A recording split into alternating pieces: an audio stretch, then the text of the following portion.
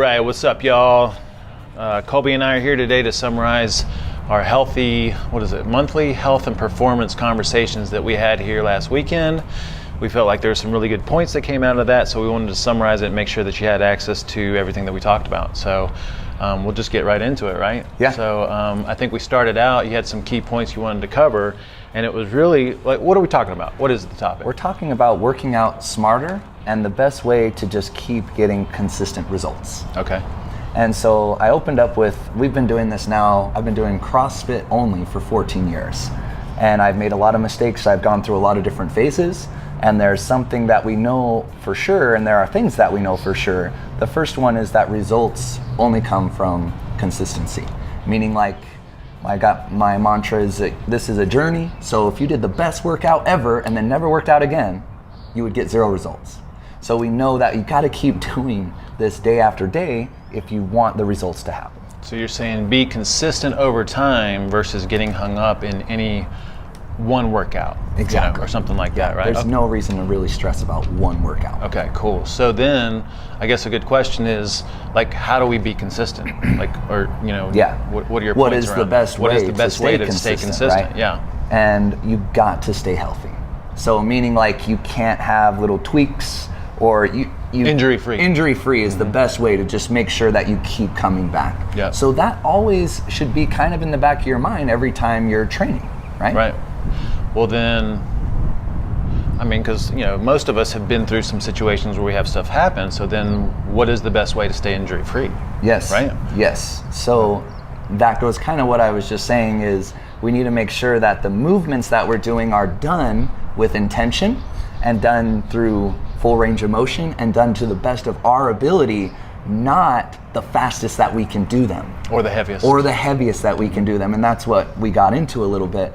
But so I guess to answer your question, the best way to stay injury-free is to stay in your lane and make sure that you're doing what you should be doing for that day to make sure that you can come back tomorrow.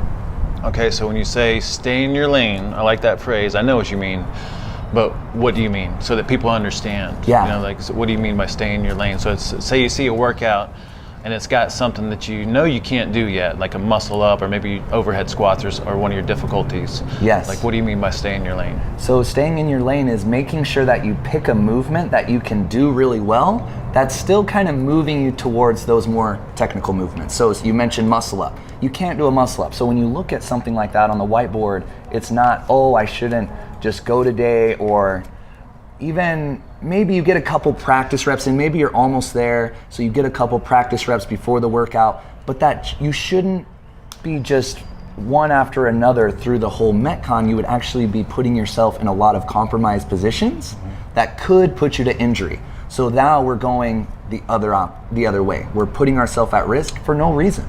We can easily just do super solid pull-ups, scaling it back to the most basic. You can go to ring rows. You're working on your muscle up with that movement as well. Yeah, because I think in the beginning, I remember, my first few years with you, even when we were working out in your garage, you have a movement you can't do. It's a little discouraging initially to see it, but now that I understand what's happening with everything, it's like everything affects everything. And if you're working with intention, like you're saying, very deliberate, working on your form, full range of motion, and then you do the modifications that are recommended by the coach, that's moving you in the direction of getting that movement that you want to get. And regardless, you're still getting a great workout. That's what Absolutely. I care about now. So. And are we here to get results, or are we here to get a muscle up?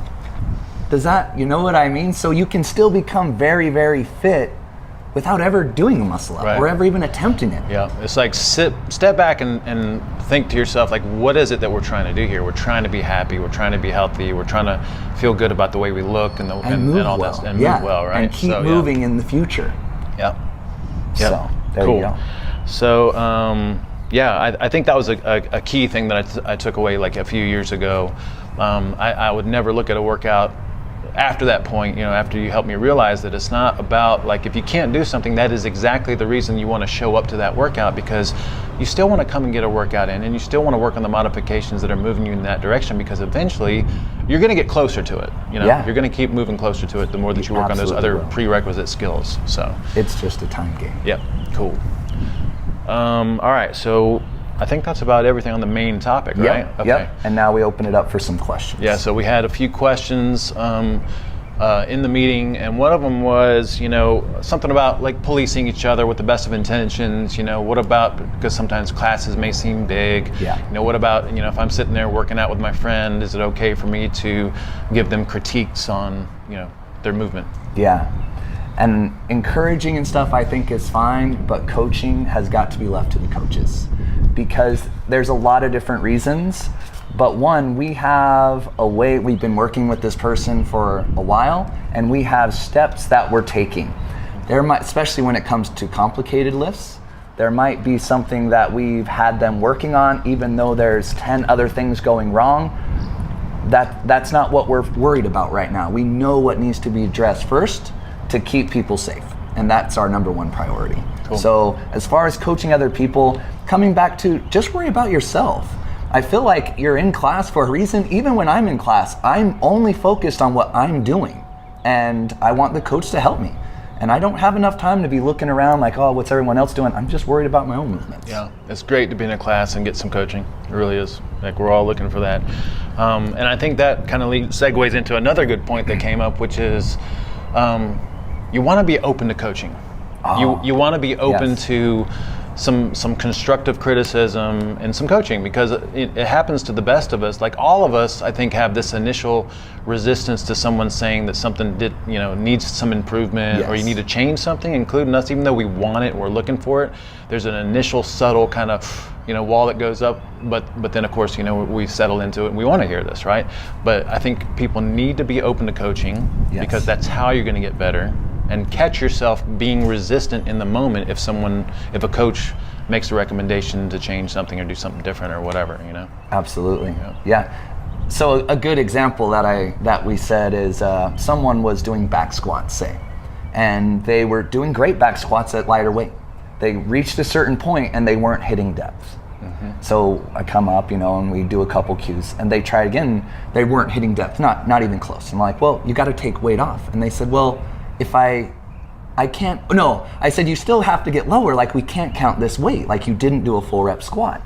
And they said, well, if I go lower, I won't be able to stand back up with this. Mm-hmm. And that's completely what you basically just said there. If I go lower, I can't do the weight. I can't do this weight, is what you just said. Mm-hmm. You're exactly right, you can't. You need to take the weight off so you can do the full range. You've reached your point, you've reached it. So I guess that goes into staying in your lane. If you aren't able to do full range of motion, or if you aren't able to do something without something hurting, let the coach know that's not what we should be doing for that day. Yep. Try to pride yourself on the movement looking right and doing the movement through the full range of motion versus getting caught up in the excitement of trying to do more weight and add on, especially since you're seeing other people do that. Absolutely. Like take pride in how the movement looks and doing it properly.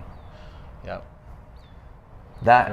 I want to just say one more thing on that point. It can go with weightlifting. It could also go with body weight stuff, as simple as an air squat. If you see something like 50 air squats for several rounds, it's very, very important that you hit the full range of motion. And push-ups. Yep. And if you have to cut the number down, or if you have to get time capped because of it, that's completely fine. Remember, we're not here for the score. Mm-hmm. That's not what gives us the results. Yep. Yeah, or if you have to modify, because if you're doing a push-up and it turns into one of those chicken wing push-ups, you're practicing chicken wing push-ups, and you're putting yourself at risk for injury. So. Exactly, and it's going to go the other way at that point. Yep. Dude, cool. And the coaches, that's what they're here for. I mean, the reason they're your coaches is because you trust them enough to see and assess and make recommendations. Otherwise, they wouldn't be coaching you. Absolutely. And they're not, I think a big point is if they do come up to you and say something, they're seeing something that's not right. Sometimes I feel like people think I'm sabotaging their workout by stopping them, I'm cutting into their time and stuff. Remember why we're here. That's not why we're here. We're here to get better. Yep. And do it injury-free and keep coming consistently. And that's how you do it. Yeah. Oh, exactly. Cool. All right. Anything else? That's pretty much everything that we covered in there, right? I think that was it. I think you had some points of how to also stay on track with this outside. Yeah, so if we're talking about staying injury-free and being able to show up consistently, I mean, obviously part of that's got to be addressing the other foundations that we recommend. spending time on. So I think most people think that fitness and food are the keys to health, and everything else is not as important.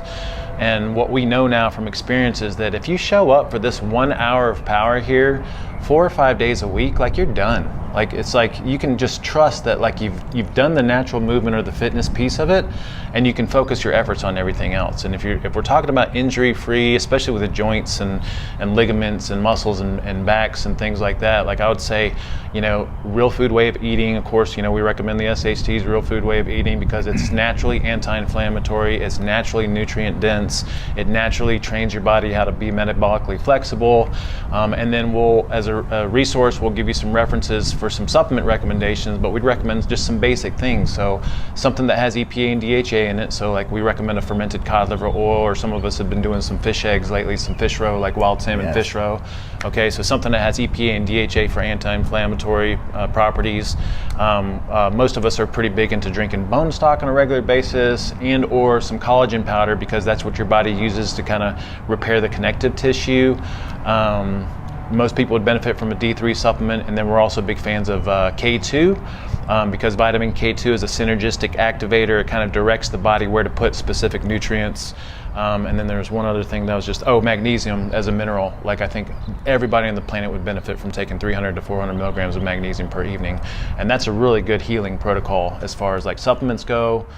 Focusing on real food, and then getting your sleep dialed in. I mean, like, isn't that like our last frontier that we've been messing with? Like, sleep is where it's at. That's something that has shifted for me probably within the last year, or maybe even 6 months, that I've felt the importance of getting that other hour of sleep. Like, in the gym, like, my flexibility is getting better, and it happens over time. Yeah, it does. Over consistency. Yeah. A lot of this stuff does not happen. You take a scoop of collagen powder today, like, don't expect miracles to happen tomorrow. Like, it takes some consistency to get nutritionally sufficient. And with the sleep piece of it, once you get your sleep dialed in and you're consistent with it for some period of time, like, everything about your life gets better. Like, you're happier, you're healthier, you have more energy, your workouts are better. I mean, we're both, a lot of us are moving towards, like, it's almost like less is more. We're doing 4 workouts a week sometimes, and just really focusing on food and sleep and stuff like that. It's almost like the sleep and stuff is helping the recovery process. So you get a lot out of here. Doing that other stuff is making that better because you're recovering faster. Yep, absolutely. And then with policing yourself, I feel like that's more of a place where you can help your friends. If you are one of those people that feel like a ringleader, if you do go out and eat, no, you do the right stuff. Absolutely. You be the leader there. You monitor people with that. Yeah, hey, let's not eat that. You have your band of friends and you're going out and someone's like, hey, let's go ahead and have this. Let's go ahead and do a pizza. It's been a while or something like that. Yeah. Man, be the person that's like, no, let's stick to the plan. Let's do what we need. Yeah, that's where we can coach ourselves. Same thing with staying out late and going out and doing all kinds of crazy stuff, which, I mean, I'm sure there's time and place for things and to enjoy yourself, but for the most part, you want to be pretty consistent with getting to bed on time, getting up on time, and having an amazing day and having good sleep. You can't argue with that. Yeah. So that's how we can help each other, and that's how we can police each other. Yep. So that's why we put this stuff out. I just say I highly recommend that you come to our seminars and workshops and progressions, because it's all from the heart. Like, we are here to help, and that is it. There's pure intention behind this stuff, and there's more to health than just the fitness and food, and that's what we're trying to offer with all these other programs and seminars and stuff. So yeah, and it's worth it. It really is. Yeah, the people doing it, like, they're seeing the results. So cool, all right, man. Guys. Thanks. See you next month. All right. Later. Have a good one.